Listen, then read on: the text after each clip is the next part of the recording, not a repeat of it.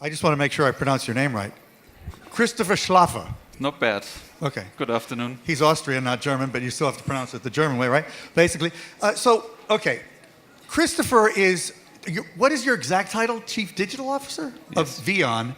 Now, Vion is something most of you probably haven't heard of, especially the Americans. Its heritage is with a company, can I tell them this? Called Vimpelcom, which was the biggest mobile carrier in Russia. It's still basically controlled by that entity, although that entity itself has now been renamed Vion. They also have massive mobile businesses in Italy, Algeria, and 7 other countries. But what Christopher's here to talk about is how basically, even as they continue to run those businesses of classic mobile telecoms in these 10 countries where they're making money and all that, I'm sure, they are making a major pivot towards messaging. And I asked him on the phone when we were prepping, does he know the American phrase, a Hail Mary pass? Because this is a major, major risk, but a bold move to basically compete head-to-head with WhatsApp and Facebook Messenger, to some degree, ultimately on a global basis. So with that very hyperbolic intro, what are you doing? Well, thank you, David, and good afternoon. That's quite an introduction. So Vion indeed is a telecoms operator, right? We have 240 million subscribers around the globe, which is double the size of AT&T, to just give you an impression. Nobody has ever heard of the company because it's a holding company. We have rebranded this company just 10 weeks ago into Vion, and Vion is also the name of what we call a personal internet platform, which is kind of a messaging system. Maybe the closest is WeChat in China. But it's different in a way that our messaging platform is really inclusive for consumers and is thought through from a consumer perspective in that it is entirely for free. So you don't pay for data when you use that platform. You don't have to have credit on a prepaid phone in Pakistan when you use the platform. So the internet is entirely for free, which is a revolutionary thing, of course, for consumers who don't have that income like somebody in investment banking in New York. Think about, that a smartphone, for instance, in Tanzania or India is 10% of the annual income of a family, right? And it's a thing which you cannot afford like that. So it's free. And the second thing is, and that's why I guess it's in this block of the session, it's powered by artificial intelligence and contextual data in a way that user actually don't have to know what services are out there and you could use, but these services come to you because a context is making it very clear what services you would actually need in a certain moment. So you're starting it in Italy, where Wind is one of your companies that has, 32% of the market there in mobile. But it's only possible to do it for free if the carrier has agreed, in some sense, to subsidize it, right? Because if the carrier doesn't say it's free, it's not going to be free. So you own the carriers or you control the carriers, and that makes it easier for you. But talk a little bit more about what you think is going to be possible because of people using this free AI-driven service. Because I know you have a fairly radical view, although it's somewhat parallel to a lot of the things that Facebook Messenger is doing in terms of dialogues and invoking apps and things like that.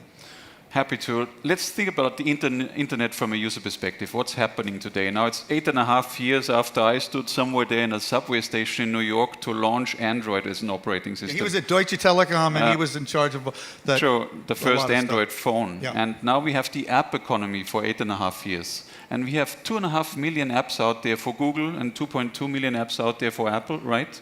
That's what it is. And users exactly use free apps for 80% of their time.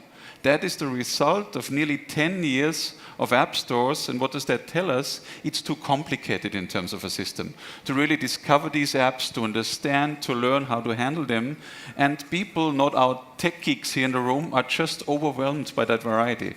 So we turn it around and say context is actually creating the services. And it's quite clear, making a practical example. We would talk about the Guggenheim Museum here, right? And I think they have this visionary exhibition at the moment. So if we would talk about going to the Guggenheim tomorrow at 1 p.m., it's clear with these 2 sentences that we would have... If I said that in a text dialogue. In a text message or just in a dialogue, it's clear that we need to get there, right? Logistics. We need to know what's on in Guggenheim. We need to book a ticket. we need to have a calendar entry, and this is already 4 different apps, like either taxi hailing or Google Maps for public transport, like using a calendar, entering something, like the Guggenheim app where you can pre-book a ticket, and it's very complicated. But in saying that sentence, the service could come to you. May I take care of that for tomorrow, right? I'm going to book you a ride.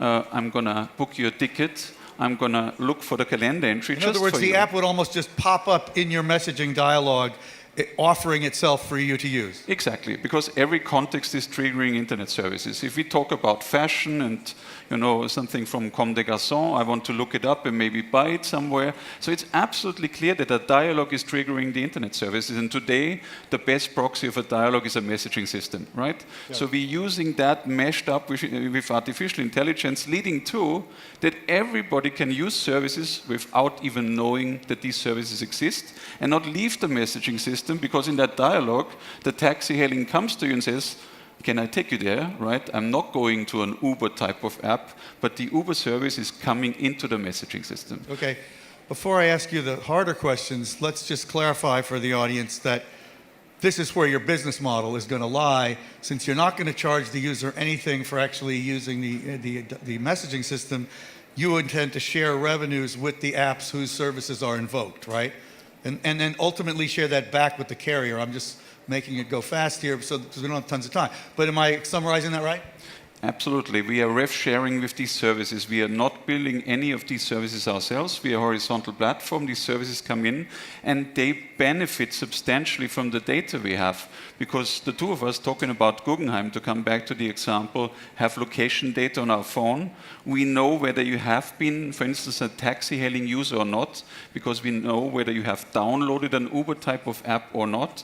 So the decision to offer you a first ride for free if you're a new rider to such a system, or just go to the service you're always using, is really substantiated by the data we have, and that data is so valuable to these partners so that they will be really open to rev share with the platform. Okay, and of course you're not doing this in the United States, and this is largely an American audience, but I'm curious, how many people in the room think it's a little creepy if an app just like pops up in your only 3 people raise their hand. Maybe people are asleep, but okay. It's a little. How many people here would be comfortable using a messaging service that sort of automatically invoked apps whenever you were talking about something relevant to those apps?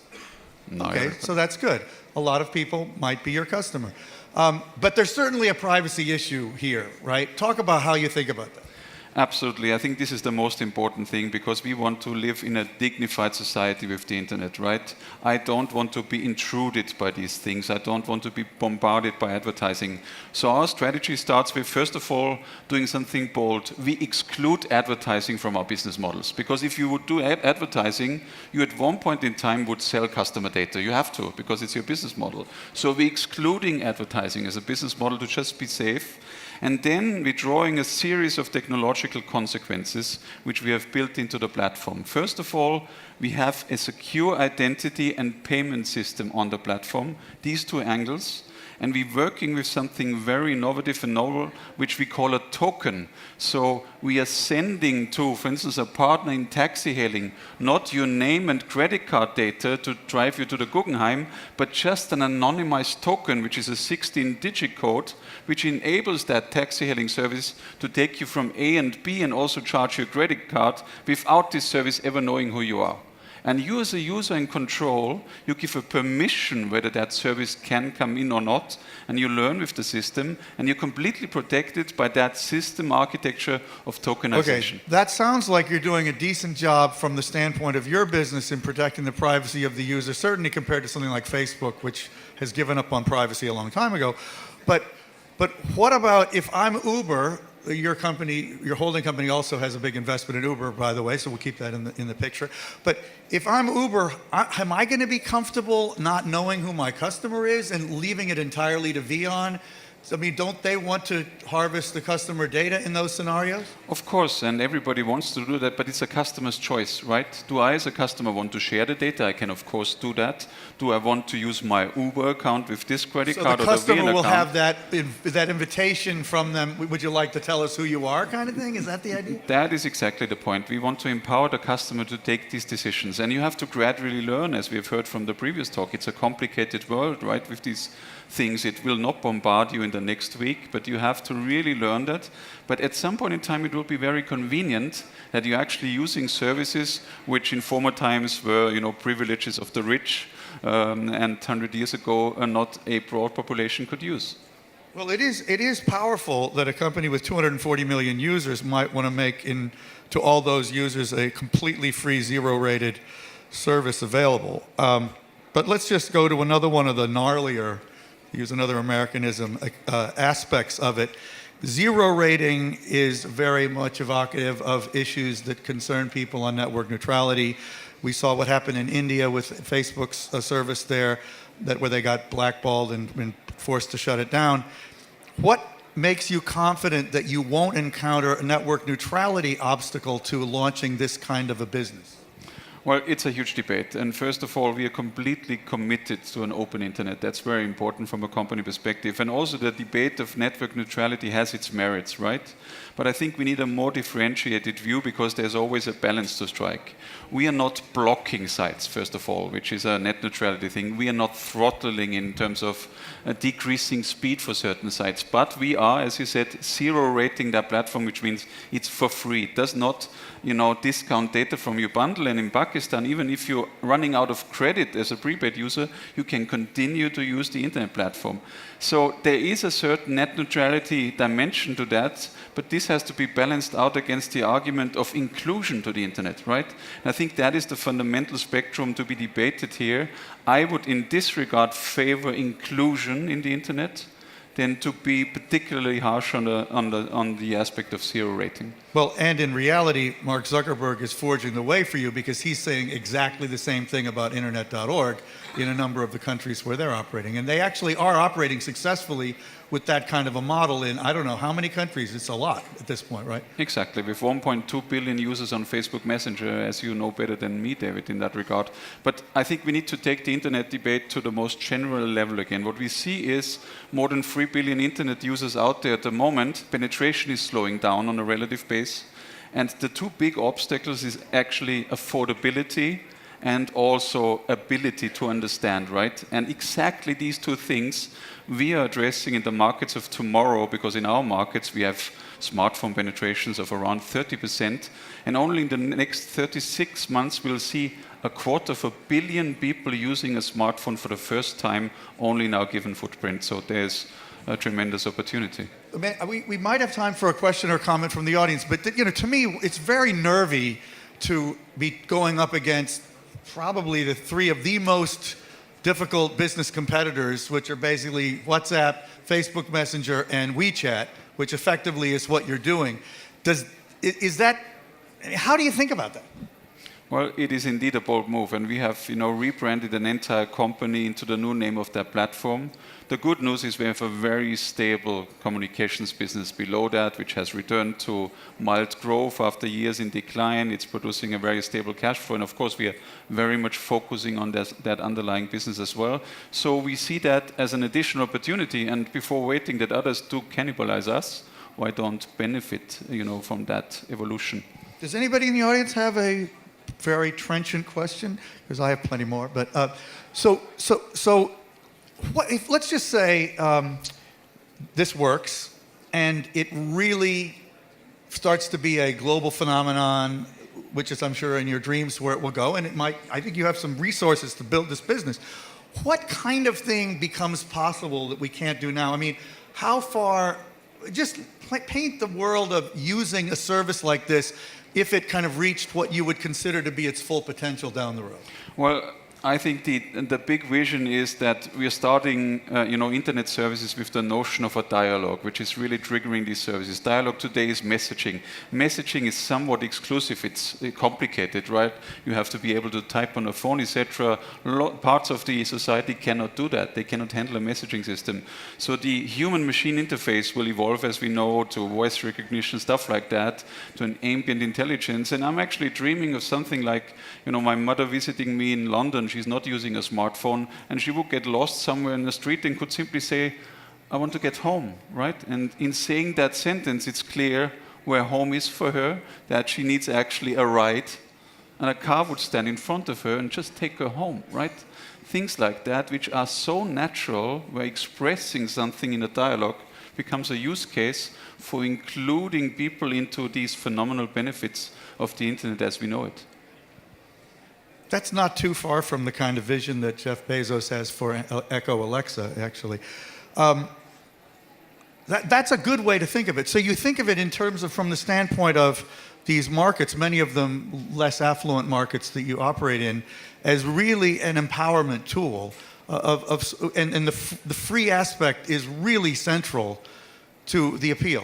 But now, where does it stand in terms of launch right now, and how soon will we see this actually operating? Well, it took us a year to build the platform. We have launched a beta in Italy very quietly to just drive out all the bugs of that system. It's all new for a telco to operate like that. And we are about to launch that system this year in all our countries. And the next launch actually is very imminent. My troops are working like hell at the moment to do that. And I think, in our geographies, it will be phenomenal. Think about a user in Pakistan. A user in Pakistan spends $1.5 a month on connectivity. These are prepaid phone users. They're running out of credit usually on the 23rd, 24th of a month, and then have to wait 6-7 days until they can afford to top up again. And for these users, they can simply use the internet all of the time for free if they use VEON as a platform, even when the credit is gone. And that will fundamentally change the lives of people in these geographies, first with our 60 million users we have in this beautiful country, and then very much beyond that. Well, that is a compelling vision. But now, you guys own all these telcos. You can obviously do it with your own companies. Could other telcos, Orange, BT, Vodafone, AT&T, could they also offer this? Is that what you hope to happen? So I'm coming back to open. The system is absolutely open already in our beta in Italy. Any competitor customer can use that system, right? It's open not only for our telco users, but for others. And on the next layer of these partner services, it's also important that we will always open up, right? We would never prefer a single taxi hailing service, but be open in that regard. And from these two angles, it will create, hopefully, an ecosystem in the markets we operate in. And I think there's no boundary of thinking if it works, but we have to make it work first. What's the incentive for the carriers to do it? It's a rev sharing thing. They'll get rev shares. Now go back to this moment 10 years ago when Apple and Google decided that monetization in the internet would only be between the app developer and the operating system. But these carriers who have to subsidize the phones and build the networks see exactly zero from that revenue stream. And now we are reinventing for carriers who are actually enabling the consumers a way of participating in that value chain. And I think that's an opening of the system. Dawn, do you have a very short question? Yeah. How do you feel it's important to work with local? Wait, say it really loud. How and do you feel it's important to work with local government? How important is it to work with local government to make this happen? And briefly, because we're out of time. Well, it's important to, of course, work with all governments, but it's in our countries often a matter of incubation to enable young entrepreneurs also to use such a system. So we're doing that very intensively. Well, it's a real Hail Mary pass, as we say, but I think it's interesting. And thank you so much for coming on to explain it, Christopher. Thank you, David. Thank you.